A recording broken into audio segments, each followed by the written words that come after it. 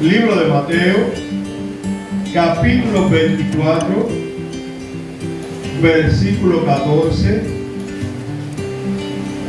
Mateo, capítulo 24, versículo 14. Leemos la santa, la bendita, la gloriosa palabra de Dios en el nombre de Jesús.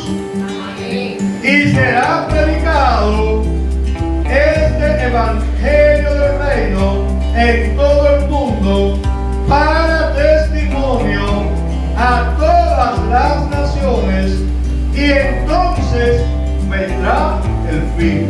Dios añada bendición a nosotros a través de su santa palabra.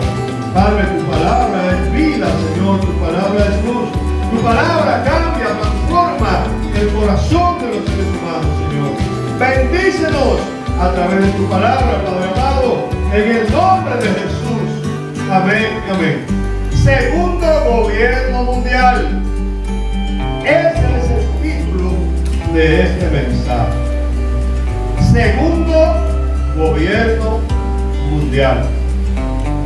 Quizás a alguien se le ocurra pensar, pero Dios no es el segundo de nadie. Dios en todo es la primicia. En todo Dios es el primero, no el segundo. Pero hay un dicho matemático que dice que el orden de los factores no altera el producto. 2 más 1 son 3.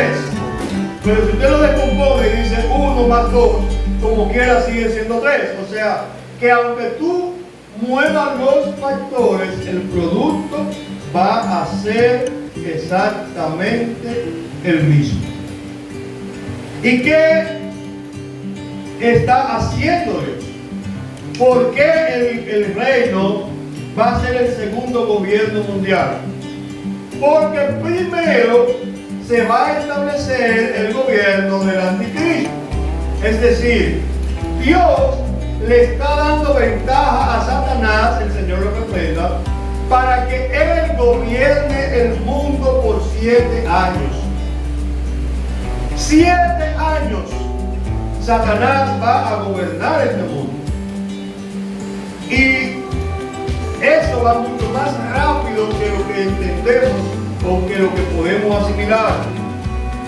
¿No se imagina usted cuántas organizaciones, tanto públicas como secretas, están empeñadas en el mundo entero en el establecimiento del gobierno del anticristo, que es el gobierno de la bestia y que es el gobierno de Satanás, el Señor lo reprenda?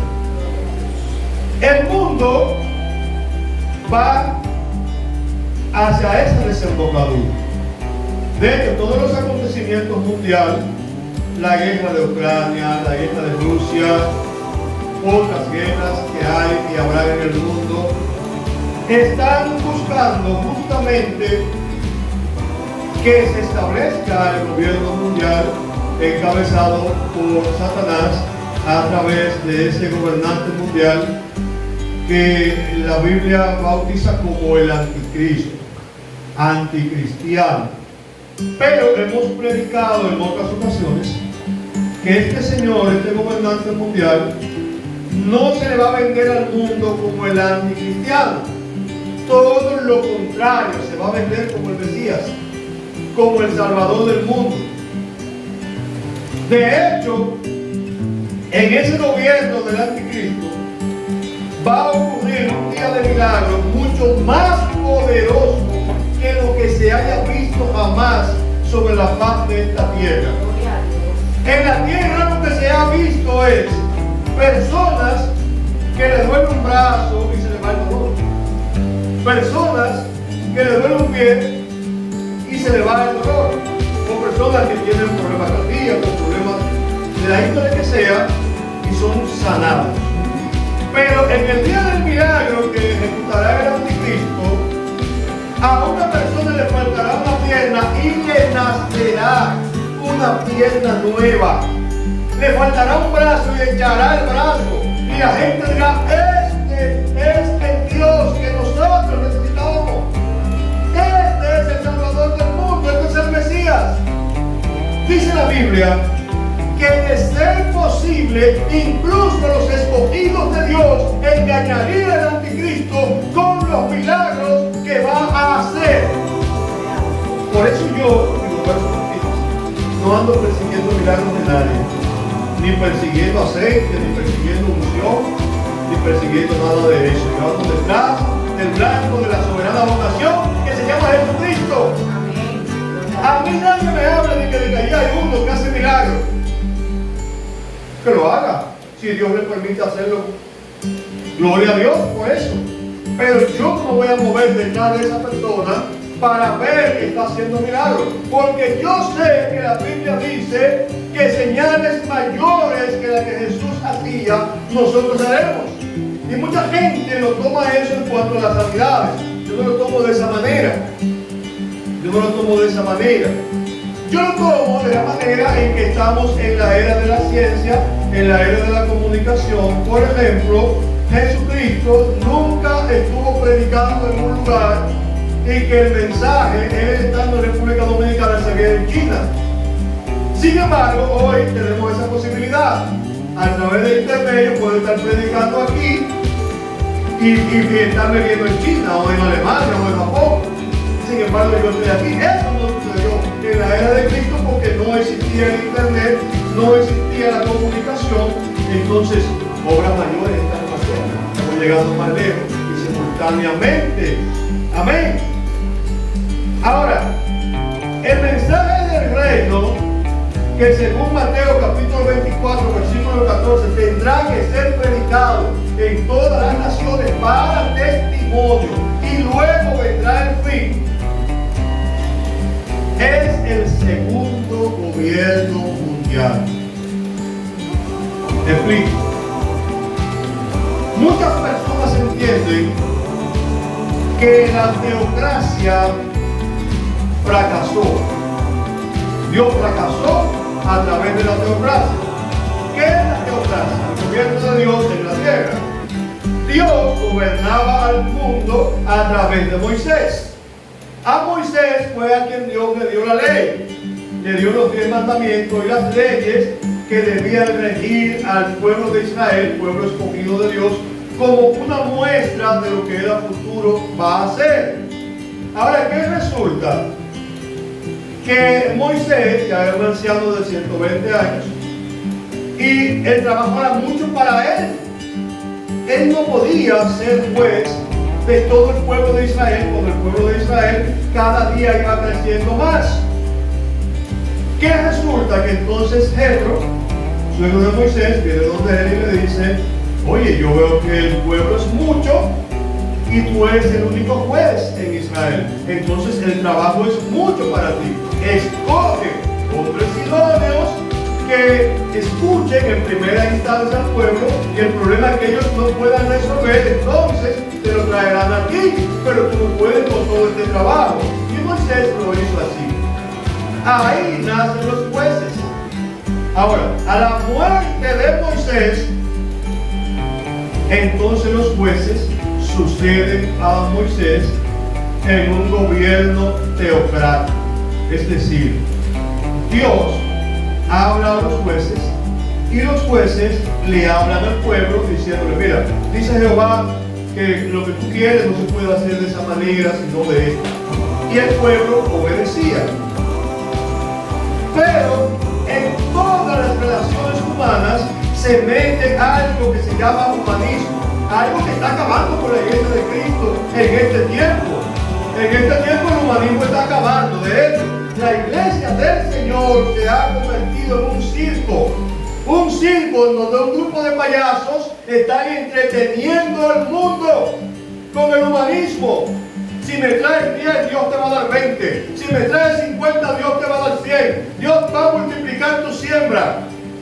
Quizás Dios lo haga. Es posible que Dios lo haga, pero ese no es el mensaje. Oye lo que dice la Biblia, Mateo 4, 23. Y recorrió Jesús toda Galilea, enseñando en las sinagogas de ellos y predicando el evangelio del reino y sanando toda enfermedad y toda dolencia en el pueblo. ¿Qué predicaba Jesús? Ahí lo dice, Mateo 4:23. Búscalo en tu Biblia. Predicaba el evangelio del reino. Jesús, que es la salvación, nunca predicó salvación. La salvación la predicó Juan. ¿Recuerda usted en el río Jordán, cuando Juan estaba bautizando, que decía: hijo del diablo, ¿quién nos enseñó a escapar de la vida venidera? Y ellos confesaban sus pecados, y Juan entonces le decía: el reino de Dios se ha acercado. Pero el reino de Dios estaba más cerca de lo que Juan creía. Juan entendía que el gobierno mundial de Jesucristo iba a ser establecido inmediatamente. Por eso, cuando el hombre lo apresa, que él sabe que sobre él pesa una sentencia de muerte, él envía un emisario a Jesús preguntándole: Jesús, ¿eres tú el que esperábamos, el que había de venir, o tenemos que esperar a otro? Porque lo que Juan está diciendo es: oye, ya yo tengo la soga al cuello. Si tú no estableces el gobierno, me van a matar. Entonces aclárame si eres tú o es otro. Porque si es otro, estoy frito en buen dominicano. Pero si eres tú, es posible que no me maten. Y Jesús no le dice ni que era él ni que no era él. Simplemente le dice: ve a Juan lo que está aconteciendo ahora. Los enfermos son sanados, los cojos son restaurados, los mudos hablan, los ciegos ven, y a los pobres es anunciado el evangelio. ¿Por qué a los pobres? Cuando Jesús habla de pobres, lógicamente no está hablando de pobres de dinero, está hablando de pobres de espíritu. Está hablando de gente que siente la necesidad de Dios, que siente que tiene que buscar a Dios. Y al tener la necesidad, entonces escuchan. No así con los fariseos.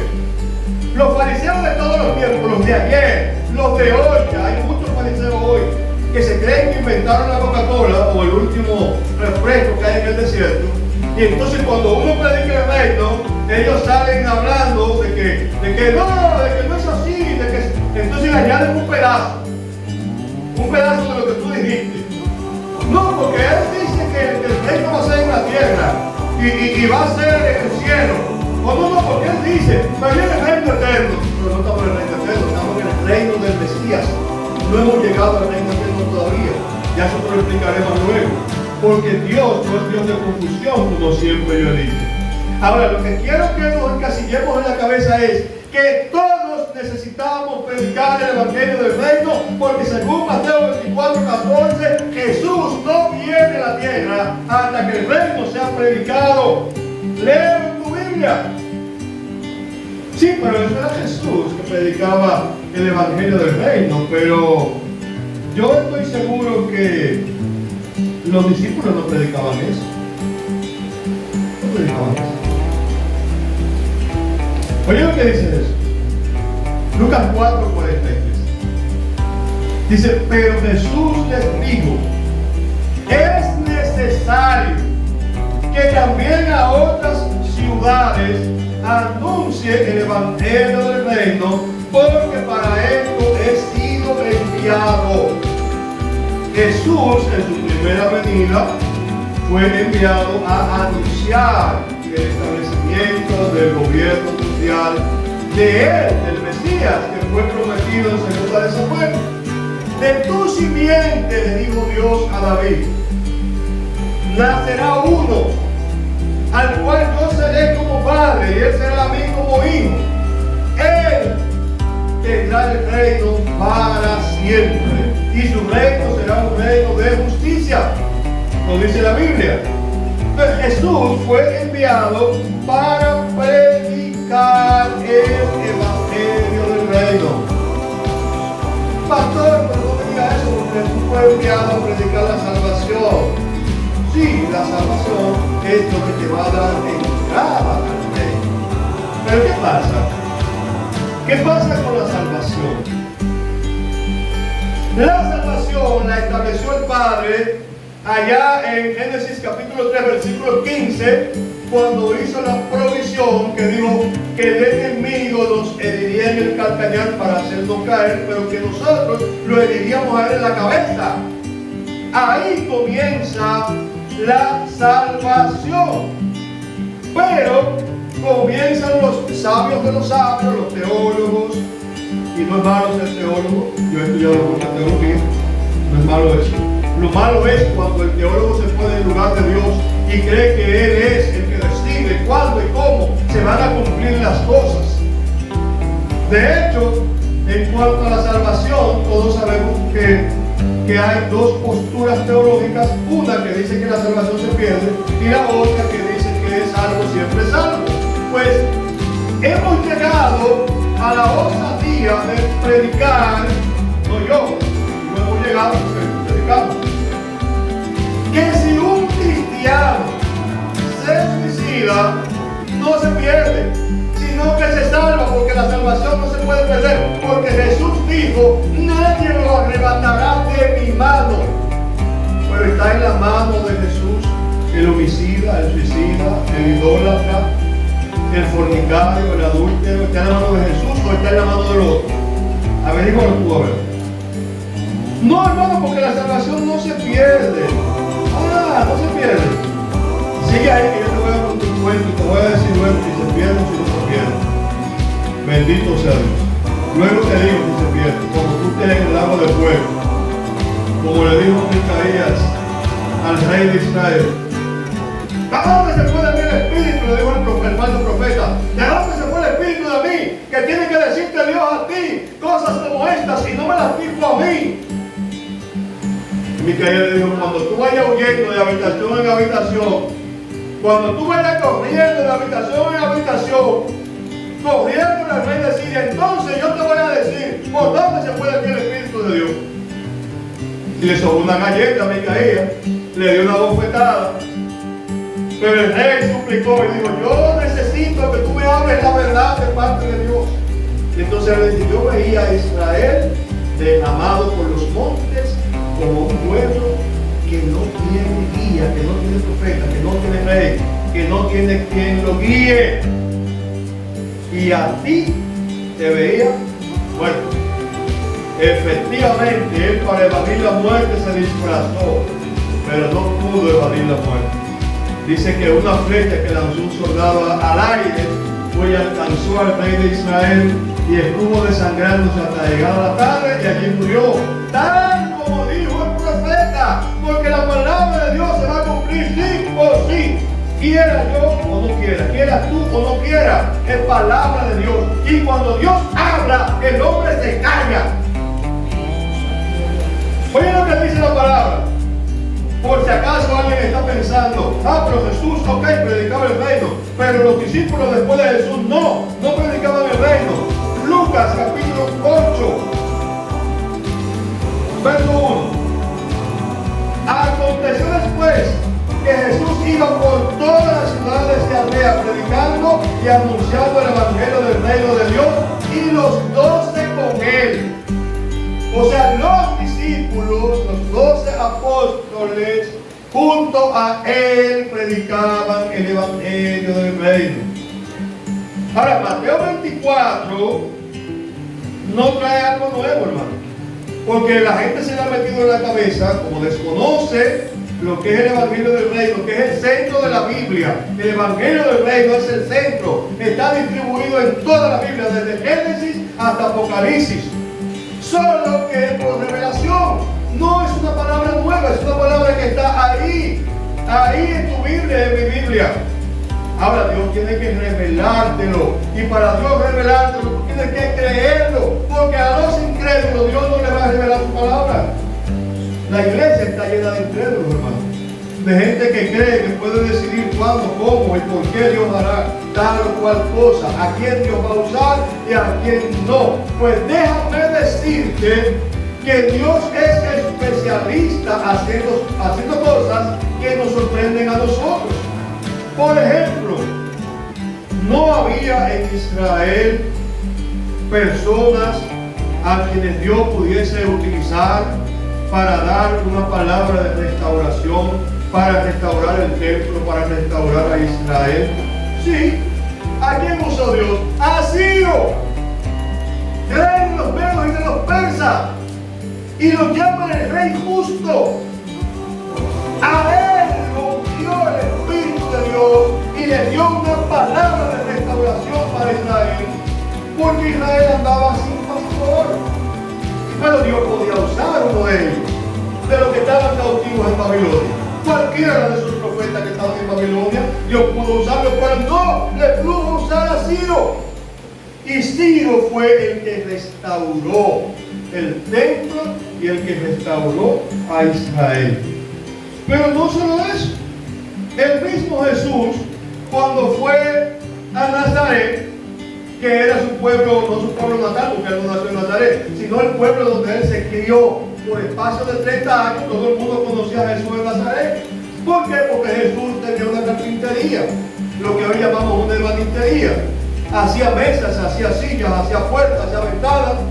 ¿Y quién no conoce al ebanista del barrio? Todo el mundo lo conoce. Porque cuando alguien te da un mueble, ¿dónde es que tú vas? ¿Dónde el ebanista? Entonces a Jesús todo el mundo lo conocía. Pero cuando él es levantado en el Espíritu, como dice la palabra, luego de la tentación y luego de todo esto, dice que él regresa a su pueblo, donde se crió por 30 años, a Nazaret. ¿Para qué? Para que se cumpliese lo dicho por el profeta, de que Jesús sería llamado el Nazareno. Ahora dice la Biblia que estando Jesús en el templo, estaban adorando al Padre y de repente llega, está en la sinagoga, no en el templo de Israel, y a él le dan entonces la oportunidad de leer la palabra. Le pasan el rollo y cuando le pasan la Torá, está abierta en el libro del profeta Isaías, en el capítulo que dice: el Espíritu del Señor está sobre mí, porque me ha enviado Dios a predicar el Evangelio, a sanar a los afligidos y los cautivos, y a decir a los pobres que viene el año agradable de Jehová. Y entonces se sienta y todo el mundo se queda. Oye, no va a hacer un comentario, no va a decir nada.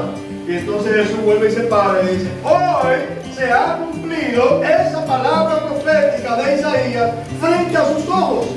Yo soy esa persona de quien Isaías está hablando. Ahora les dice: quizás ustedes digan, médico, sánate a ti mismo. ¿Por qué no haces aquí todas las obras, todos los milagros que tú estás haciendo en otra parte? Y Jesús les dijo: oye, en la época de la sequía, ¿había viudas o no en Israel? Dice: sí, había viudas. ¿Y a quién fue enviado Elías? A una viuda de Sarepta, no a una viuda de Israel. Y así siguen mencionándole casos en que el profeta es enviado a un gentil y no a un israelita. ¿Por qué? Porque el Evangelio es para todo el mundo. Para todo el mundo. Ahora, decía que Mateo 24:14 no trae algo nuevo. Lo que Mateo 24:14 trae es algo que se estableció en el principio, la teocracia de Israel, donde Dios gobierna a Israel primero por medio de Moisés y luego por medio de los jueces. Pero hubo un problema. ¿Cuál fue el problema? Lo que decíamos ahorita, el humanismo. Viene el sacerdote Elí, ya está viejo, ya está ciego, y le pone la ropa del sacerdocio santo a sus hijos. Pero sus hijos eran personas impías que no conocían a Jehová. Y entonces el pueblo grita delante de Dios, clama delante de Dios por la maldad de los hijos de Elí. ¿Y qué hace Dios? Manda al profeta a donde Elí y le dice: ¿qué va a suceder si él y sus hijos no se arrepienten. En vez de Elí arrepentirse delante de Dios, lo que dice Dios es que haga lo que le parezca, porque Él es Dios. Ahora, viene entonces Dios y levanta al profeta Samuel. Pero Samuel comete exactamente el mismo error de Elí. No se dio cuenta, no pudo pensar que Dios había matado a los hijos de Elí porque eran sacerdotes impíos. Y una persona impía no puede profesar el sacerdocio santo. Ahora, ¿va a matar Dios entonces a Samuel? ¿Va a matar a los hijos de Samuel? Eso podría dar el traste de que nadie quisiera ser profeta, porque entonces, yo soy profeta, y entonces cuando se dañe el asunto, Dios me va a matar y va a matar a mis hijos. Así no puede funcionar. Entonces, ¿qué hace Dios? Permite que el pueblo de Israel piense en un rey humano. Ya no en Dios como rey, en Jehová como rey, sino un rey humano. ¿Por qué? Porque Elí ha fallado, se envejeció y sus hijos eran impíos. Pero Samuel también había envejecido y cometió el mismo error. Le puso la ropa del sacerdocio santo a sus hijos y sus hijos eran impíos, que no conocían a Dios. Ahora, en esta ocasión, oye la misericordia de Dios. Dios no le habla a través de otro profeta a Samuel, no, sino que el pueblo acude a Samuel y le dice: oye Samuel, hay un problema, tú has envejecido y tus hijos son impíos, tus hijos no son como tú, tus hijos no están en el camino de Dios y nosotros necesitamos que tú nos des un rey humano como tienen las naciones. Eso fue una locura para el profeta Samuel. Y entonces se tira de rodillas en su cuarto de oración, comienza a clamar a Jehová: Jehová, me han desechado, no me quieren como juez, ahora quieren que yo les ponga un rey. Dios pudo decirle: no, nunca en la vida haga eso, no elija ningún rey, a ellos que se sometan, que son unos desobedientes, que son unos malcriados, que son estos, aquellos. No, Dios le dijo: escucha el corazón del pueblo, pero protéstale, dile a ellos cómo los va a tratar el rey. Y entonces Samuel les dice: mira, el rey va a tomar de tus hijas para mujeres y concubinas de él, va a tomar lo mejor del ganado, va a tomar lo mejor de los frutos de la tierra, va a tomar lo mejor de todo. Tendrá un ejército para protección de él personal. Y su casa estará en abundancia mientras tú tendrás necesidad. Y el pueblo le dijo: como quiera, queremos un rey. ¿Por qué? Porque ya había pasado 2 veces. Pasó con los hijos de Elí y ahora estaba pasando con los hijos de Samuel. Eran personas impías con el ropaje de santo. Lo que hay muchos ahora que andan con un ropaje creyendo que son santos y son diablos vestidos de santos. No son dignos de llevar el sacerdocio santo. ¿Por qué? Porque su corazón es malo, porque su mente es mente de impíos, porque aún a Dios lo quieren limitar. Y cuando Dios levanta a un hombre para que lleve su palabra a las naciones, lo primero que se levantan son los fariseos.